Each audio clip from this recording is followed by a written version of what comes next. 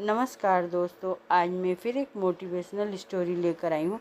चलिए देखते हैं।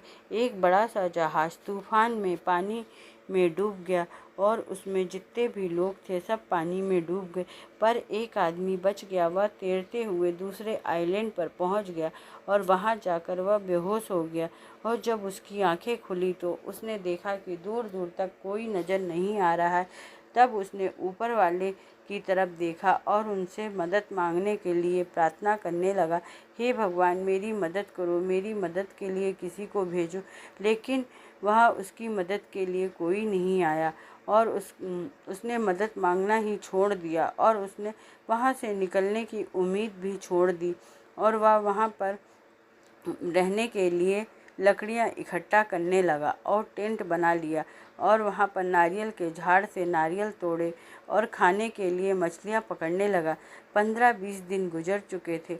उस आदमी ने वहाँ से निकलने की पूरी उम्मीद ही छोड़ दी।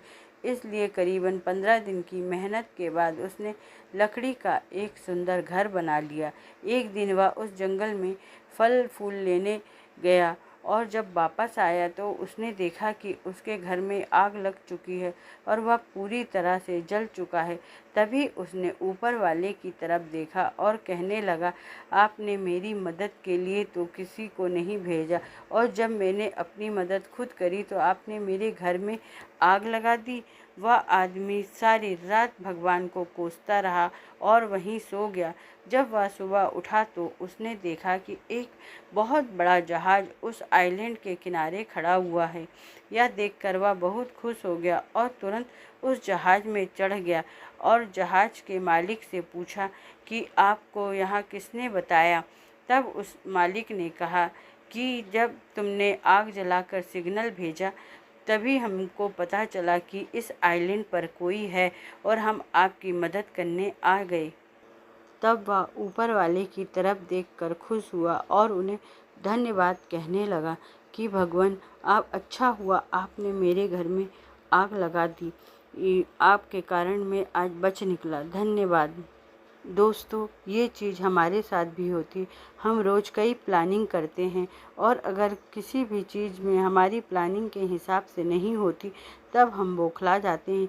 किसी भी चीज़ को हमारी उम्मीद पूरी तरह से टूट जाती है और हमारा सब्र हमें आवाज़ देने लगता है और हम ऊपर वाले को ब्लेम करने लग जाते हैं। लेकिन आपको नहीं पता कि उसका प्लान आपके लिए क्या है। आपका उसके अंदाज भी नहीं लगा सकते हैं। वह लाखों करोड़ों लोगों की ज़िंदगी चलाता है। उसे सब पता है कि कब किसको क्या देना है और किसको क्या नहीं देना। जब भी आपकी लाइफ में बड़ा कुछ हो रहा होता है, जब कोई चीज़ आपके हिसाब से नहीं हो रही हो, तब उसे पर भरोसा रखना। उसके पास ज़रूर आपके लिए कोई प्लान है और वह दूसरा दरवाज़ा खोले बिना पहला दरवाज़ा बंद नहीं करता। कभी भी उम्मीद मत छोड़ो।